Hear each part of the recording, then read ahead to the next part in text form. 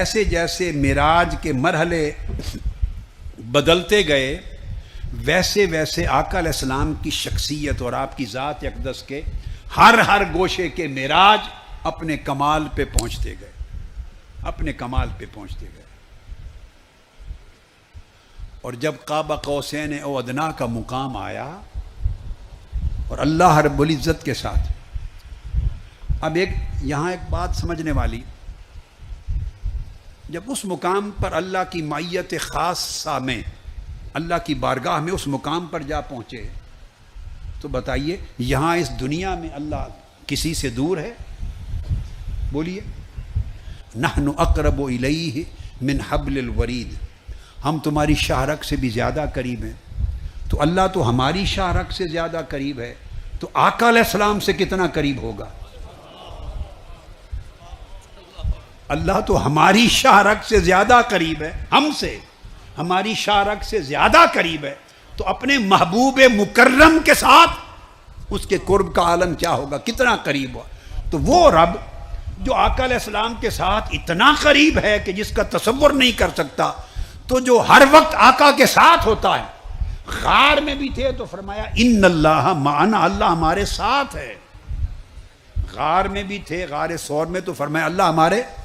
تو جب اللہ ہر وقت حضور کے ساتھ ہے اور آقا علیہ السلام سے کبھی جدا ہوا ہی نہیں، وہ اپنے بندگان مومنین سے جدا نہیں ہوتا، اپنے انبیاء و مرسلین سے جدا کیسے ہوگا؟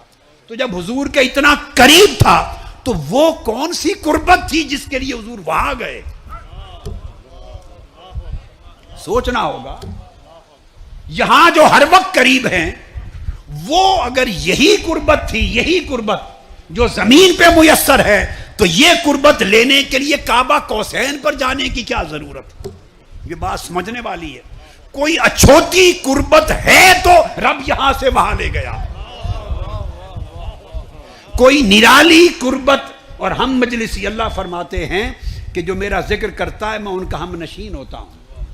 تو اللہ تو یہاں بھی اپنے ذاکروں کا، ذکر کرنے والوں اور اپنی عبادت کرنے والوں کا ہم نشین ہوتا ہے، اور پھر آقا علیہ السلام کے ساتھ اس کی ہم نشینی کا عالم کیا ہوگا؟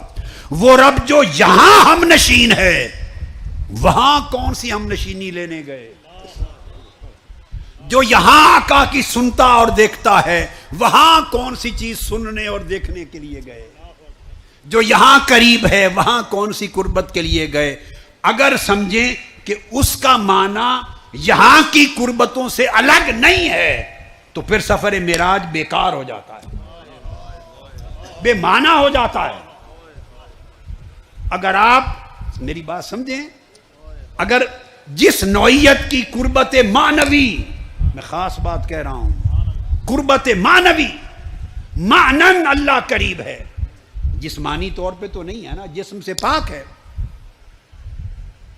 قربت معنوی، معنوی ہم نشینی، معنوی اللہ کی ہم مجلسی، معنوی معیت، معنوی مدد، معنوی نصرت، یہ جو معنن اور روحانیتاً سب اللہ کی عنایات اس کے بندوں پر یہاں ہیں۔ اگر انہی عنایات کا معنی لینا ہے تو جبرائیل کو بھیج کے وہاں کون سی عنایات، وہاں کیا ضرورت؟ ضرورت کیا ہے؟ یہ ماننا ہوگا، اور اس کے بغیر کوئی چارہ ہی نہیں ہے کہ اگر قربت کے لیے گئے تو وہ قربت یہاں کی قربت سے کوئی جدا تھی، اس سے جدا تھی وہ قربت۔ اگر ہم نشینی کے لیے گئے تو وہ ہم نشینی اس دنیا کی ہم نشینی سے جدا تھی۔ اگر دیدار کے لیے گئے تو وہ اس دنیا کی قلبی رویت، دل کا جو دیدار کرنا، اس سے جدا تھا، اور اس کے ساتھ اس کے سامنے بیٹھ کر ہم کلام ہونے کے لیے گئے تو وہ کلام تو ہر روز قرآن کی صورت میں یہاں بھی کرتا تھا، اس ہم کلامی سے جدا تھی۔ اگر یہاں اور وہاں کو ایک جیسا بنا دینا ہے تو معراج بے مقصد ہو جاتی ہے، بے مقصد ہو جاتی ہے۔ لہذا سب کچھ جو وہاں ملا وہ تھا جو یہاں کے حصے میں نہیں ہوتا، جو وہاں ملا وہ تھا جو یہاں کے حصے میں نہیں ہو جاتا۔ اور اب بات ختم کرنا چاہ رہا ہوں، تو آخری بات جو کہنا چاہتا ہوں کہ جو عنایات وہاں تھیں وہ عنایات ہیں جو یہاں نہیں بولیے ہو سکتی۔ اگر یہی جو مانوی عنایات کا تصور یہاں پر ہے، اگر یہی معنی لینا ہے تو معراج کا مقصد فوت ہو جاتا ہے، وہ اس کو تحصیل حاصل کہتے ہیں، لا حاصل ہے، کوئی مقصد نہیں رہتا۔ لہذا وہ خاص عنایات ہیں جو آقا علیہ السلام کے لیے وہاں کی خاص تھی۔ تو آخری بات جو کہنا چاہتا ہوں یہ سمجھ لیں، جو وہاں تھا اور وہاں بلا کر جو دینا تھا، اور وہاں بلا کر جو آقا علیہ السلام کا حال کرنا تھا، اور وہاں بلا کر جو آقا کو مقام دینا تھا، اور وہاں بلا کر آقا علیہ السلام کو جو کچھ بنانا تھا، جو وہاں تھا اگر وہ یہاں ہوتا تو وہاں بلایا نہ جاتا، سو وہ یہاں نہ تھا اس لیے وہاں بلایا، اور جب وہاں سے پلٹے اور یہاں آئے تو ہمارے لیے یہ ساری کائنات یہاں رہی، آقا علیہ السلام کے لیے یہ یہاں بھی وہاں بن گیا، یہ یہاں بھی وہاں بن گیا۔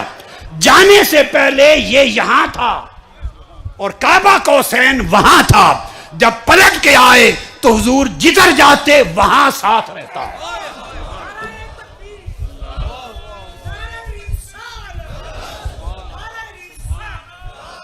واپس آنے کے بعد آقا علیہ السلام ایسا کچھ ہو گئے تھے کہ جہاں رہتے جہاں جاتے، پھر وہ یہاں نہ رہتے وہاں ساتھ رہتا، پھر وہ آخر وقت تک وہاں میں رہے۔